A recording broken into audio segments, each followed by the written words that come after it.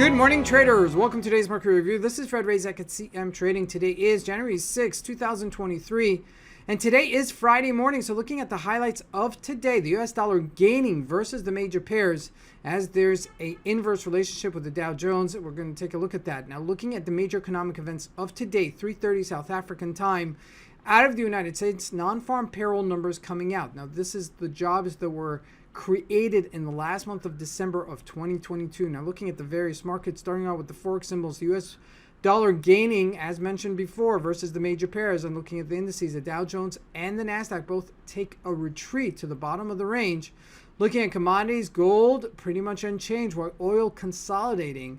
The stocks that were the weakest yesterday, Microsoft, Tesla, and Amazon, all high-tech stocks, and they traded lower. Lastly, Bitcoin still unchanged. So let's take a look at the markets and see what we can expect from today's trading.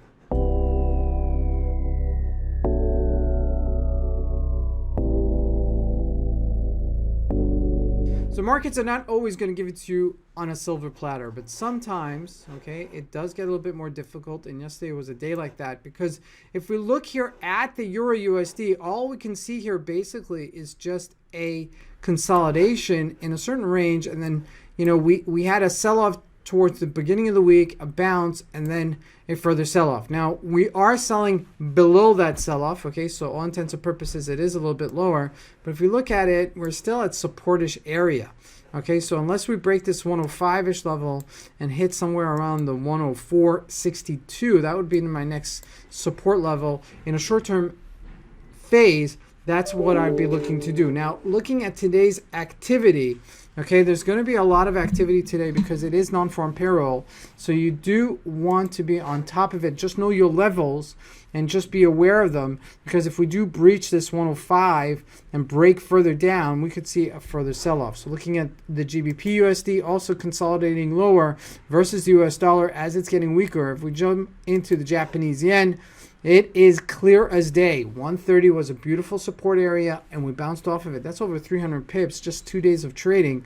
That's a nice layup right there. Now jumping into gold, retreating to 1839. Nothing doing big, okay, as it's made its little move ahead. And you can see it's made its move ahead with some gusto, with some volume, which may indicate that we may have some further pressure on the upside, okay, as this continues to trade higher. Now looking at crude oil, really just consolidating here at $74 a barrel, as it's just hit that 72 level support and then, you know, bouncing and just consolidating. So nothing really doing much here unless you see some sort of surprise. If it breaks down that $72, that would be kind of interesting. Now looking at the Dow Jones, we're pretty much in a seesaw ride. Okay, we've been pretty much in a seesaw ride since somewhere towards the end of December into where we are right now.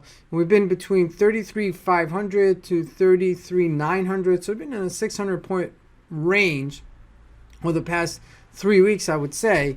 And, you know, as long as you're buying the bottom of the move, selling the top of the move, you're okay. And sure enough, that's exactly what happened yesterday. I mean, we were close to 33,500, and then that was your resistance, and then sold off, okay? So I believe that we're going to still be in a choppy area until there's some sort of light at the end of the tunnel in either direction, okay? I don't care which way you go, as long as you make me give me the information about which way you're going to go, right? I'm a trader, and as a trader, I want it to either go higher or go lower.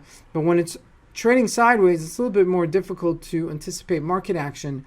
However, as long as you're trading the range, you're doing okay. Okay, just manage expectations instead of thinking you're going to go and do a 1,000-point move. Just manage that you're going to do a 300 to 400 point move, which is not bad at all, you know, considering how big you're going to trade.